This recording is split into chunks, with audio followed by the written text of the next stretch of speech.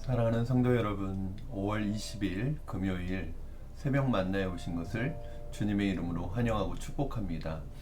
벌써 한 주간이 이렇게 빨리 지나갔습니다.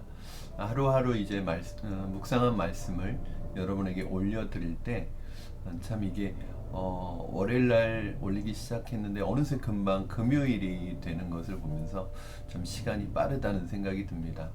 이제 5월도 얼마 남지 않았습니다. 여러분에게 주어진 시간 속에서 주님께서 주시는 큰 은혜와 감사의 그런 시간들과 계절이 되기를 바랍니다.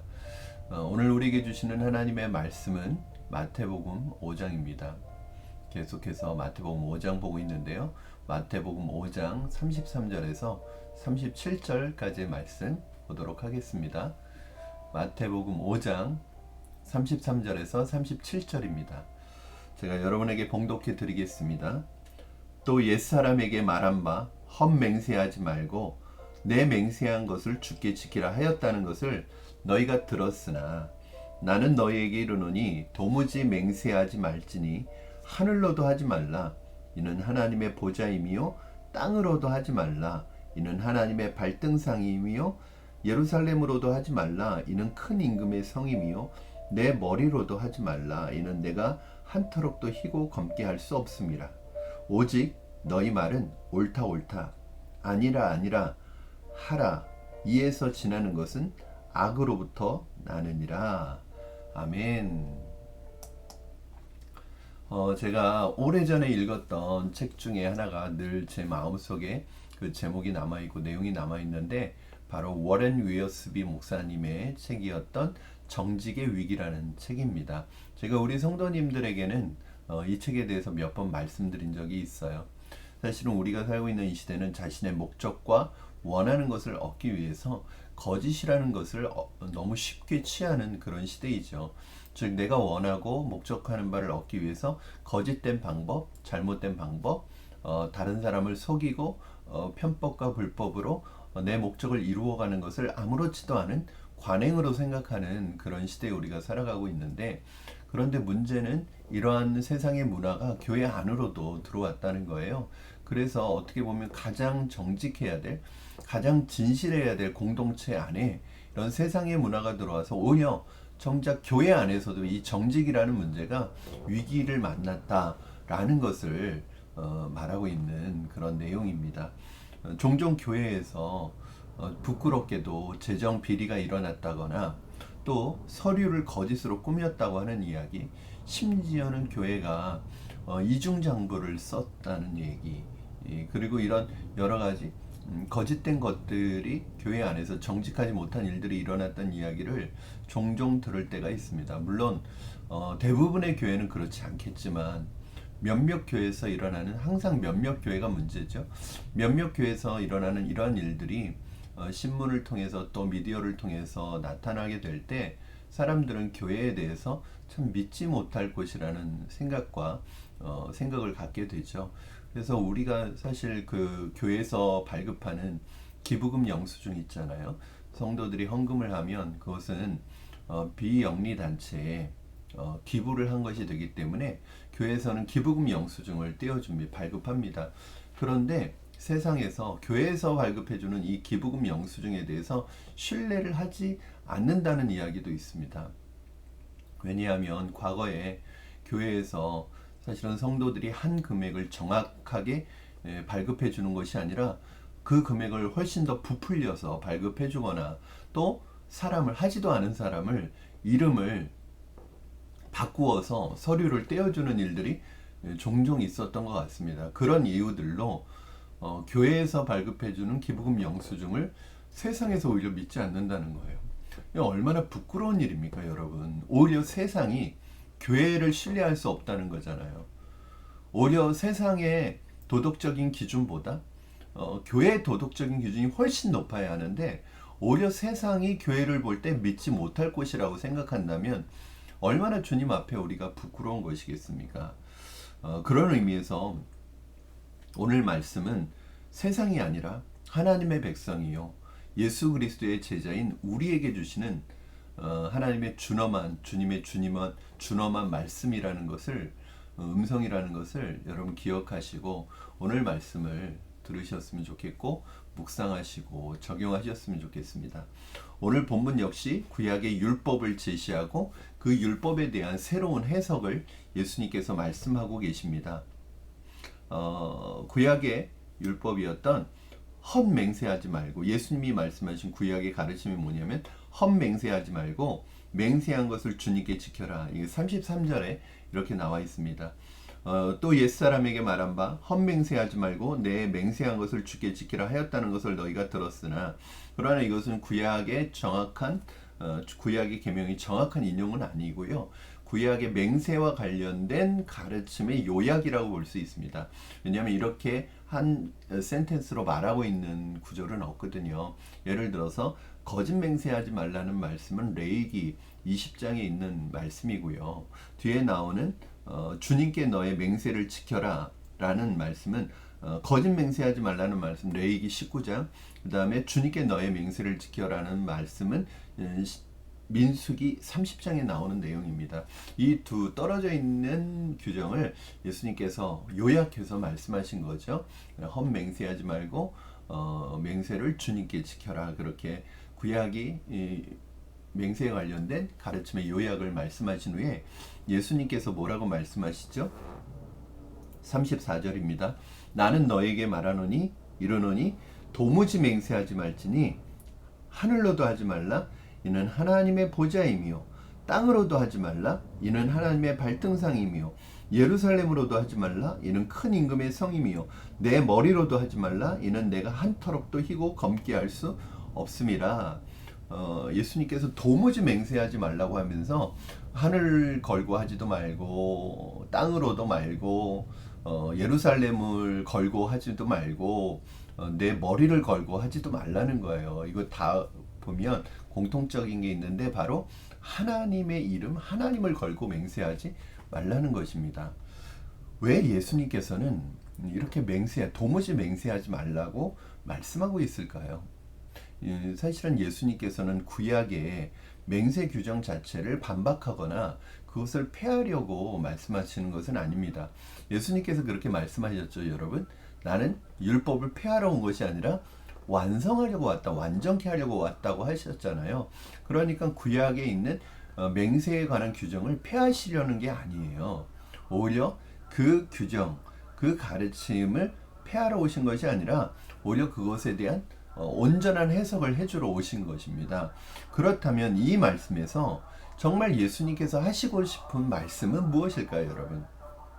예수님께서 도무지 맹세하지 말라고 하신 이 말씀은 결국 어떤 말씀을 하고 싶은 것이었을까요? 당시에 많은 사람들이 말씀에 있는 맹세 규정을 가지고 오히려 자기의 욕심을 이루는 도구로 이용을 했었던 것 같습니다.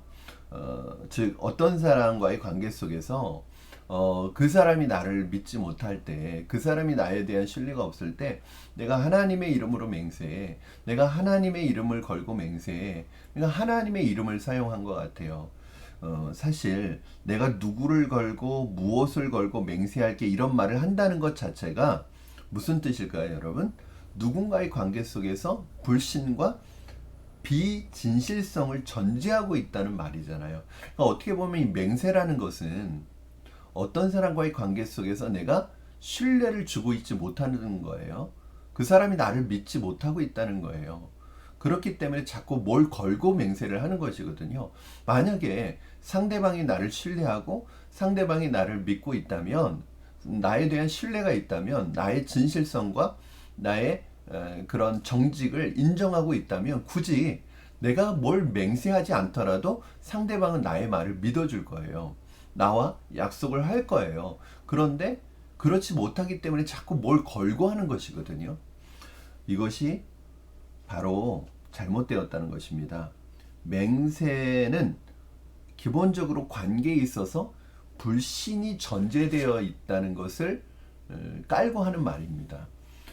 그렇다면 오늘 이게 중요한 거죠. 예수님이 정말 말씀하고 싶었던 것은 맹세하지 말라는 것이 아니라 바로 예수님은 제자들을 맹세라는 것 하지 않아도 되는 다른 사람에게 신뢰와 믿음을 주어야 하는 사람들이라는 것을 오늘 말씀하고 있는 것입니다. 즉 하나님 나라의 백성이요 예수님의 제자인 너희들은 이 맹세를 사용하지 않더라도 사람들이 너희 말을 믿고 신뢰할 수 있는 그런 사람이 되라는 것이죠. 여러분 오늘 37절 말씀 한번 보시겠어요? 오직 너희 말은 옳다 옳다 아니라 아니라 하라. 이에서 지나는 것은 악으로부터 났느니라. 이게 무슨 말이에요? 옳다 옳다 아니야. 그냥 옳은 것은 옳다고 하고 아닌 것은 아니라고 말하는 거. 옳지 않은데 자꾸 아니라고 말하고 아닌데 자꾸 옳다고 말하는 거. 이 정직하지 않은 거잖아요. 너희는 옳은 것은 옳다고 얘기하고 아닌 것은 아니라고 얘기하라는 거예요. 그런데 많은 사람들이 그렇게 안 하죠. 옳은 것인데도 불구하고 분위기에 따라서 관행에 따라서 그 사이의 문화에 따라서 아닌 것인데도 불구하고 옳다고 얘기하고 그렇게 행하잖아요. 그리고 하면 안 되는 것인데도 그렇게 행하기도 하고 해야 되는 것인데 옳은 것인데 또 사회 분위기나 어떤 관행이나 다른 사람을 의식해서 그것에 대해서 옳지 않다고 하거나 행하지 않는 것 이런 모든 것은 악으로부터 난다는 거예요. 그것에서 지나는 것은 악이라는 거예요. 그러므로 너희들은 말한 대로 그대로 지키라는 말씀이죠. 예전에는요 그리스도인이라고 하면 어떤 이미지였느냐 믿을 만한 사람의 이미지였습니다. 아, 저 사람 내가 뭐 교회는 다니지 않지만 예수 믿는 사람 믿을 만한 사람이야. 직장에서도 예수님 믿는 사람을 이렇게 어떤 사람을 채용할 때 이 사람이 예수 믿는 사람이 그래 믿을 만한 사람이야. 이런 인식이 있었다는 거예요. 목사라는 이 직분을 가지고 있는 사람은 이사에서 그래도 정직과 믿음의 대명사처럼 여겨졌던 때가 있었다는 거예요. 그런데 오늘 그리스도인이라고 하면 목회자라고 하면 사람들에게 어떤 모습으로 비춰집니까? 여러분은 여러분 주위에 있는 사람에게 진실한 사람, 정직한 사람으로 비춰지고 여겨지고 있습니까? 예수님 믿는다고 하면서 이중장부 쓰고 탈세하고 저울을 속이고 뇌물을 주고 위장 전입하고 부당한 방법으로 부당 이익을 취하고 갑질을 하고 다른 사람에게 신뢰하지 못할 사람으로 낙인 찍히고 그렇게 받아들여진다면 그것은 정말 예수님의 제자의 삶에서 너무나 벗어난 삶이라고 말할 수밖에 없습니다. 여러분, 사랑하는 여러분, 사람들이 여러분을 적어도 저는 여기서부터 시작돼야 된다고 생각합니다. 한국교회가 우리 성도들이 정말 회복해야 되는 것은 뭐 거창한 게 아닙니다. 뭐 사회사업, 뭐 어떤 일을 크게 하는 게 아니라 우리 각자가 우리가 서 있는 그곳에서 내 주위에 있는 사람에게 적어도 김영민은 정직한 사람이야. 김영민은 진실한 사람이야. 김 목사는 그래도 믿을 만한 사람이야. 저 사람의 입에서 나오는 말은 신뢰할 만한 말이야 라는 말을 들을 수 있어야 되지 않겠습니까? 적어도 여러분의 이름 석자가 여러분이 믿는 하나님을 대변하고 있는 거예요. 교회를 대변하고 있는 거예요. 저는 여러분이 있는 그곳에서 여러분이 속한 공동체에서 적어도 믿을 만한 사람이라는, 진실한 사람이라는, 정직한 사람이라는 그런 인정과 그런 평판을 받을 수 있기를 주님의 이름으로 축원합니다. 그래서 우리에게는 맹세가 필요 없는 그런 분들이 되기를 바랍니다.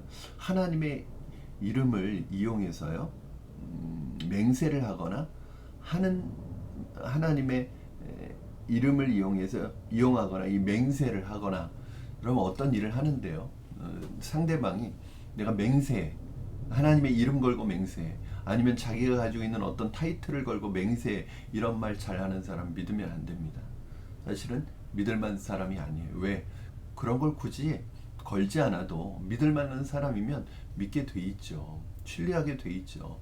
그러므로 여러분, 교회가 이런 면에서 그 누구보다 정직한 진실한 공동체가 되기를 주님의 이름으로 축원합니다. 여러분, 교회에서 부정한 방법으로 거짓으로 뭔가를 띄워주고 기부금 영수증의 액수를 속이고 사람의 이름을 바꾸고 이런 것은 절대 교회에서 있어서는 안 됩니다. 혹시라도 우리 교회 성도님들은 그렇지 않겠지만 이런 것을 목사에게 부탁하는 것은 같이 하나님 앞에서 진실을 잃어버리는 거예요. 이런 것을 재정부에 부탁하는 것은 같이 교회가 진실성과 정직을 잃어버리는 것입니다. 우리 성도님들께서는 절대 이러한 일에 마음을 두지 이런 일을 하지 않으셨으면 좋겠고요. 무엇보다도 여러분이 있는 그곳에서 여러분 하나님 앞에 정말 진실한 사람으로 여러분의 관계에 있어서 어떤 일에 있어서도 진실하고 정직한 사람으로 하나님 앞에 인정받고 또 사람들에게 인정받는 저와 여러분이 되기를 주님의 이름으로 축원합니다. 우리 예수님, 우리 하나님 진실하신 분이잖아요. 우리 하나님의 속성이 신실하신 분이잖아요. 변치 않으시는 분이잖아요.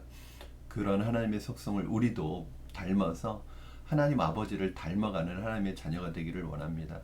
여러분, 우리가 이 세상에 뭔가 대단한 걸 이루지 못한다 할지라도, 뭔가 대단한 업적을 이루지 못한다 할지라도, 만약에 그걸 이루는 가운데 불법과 편법과 거짓이 만약에 동원돼야 된다면 우리 그거 하지 말고 정말 하나님 앞에 진실하게 정직하게 살다가 갔으면 좋겠습니다.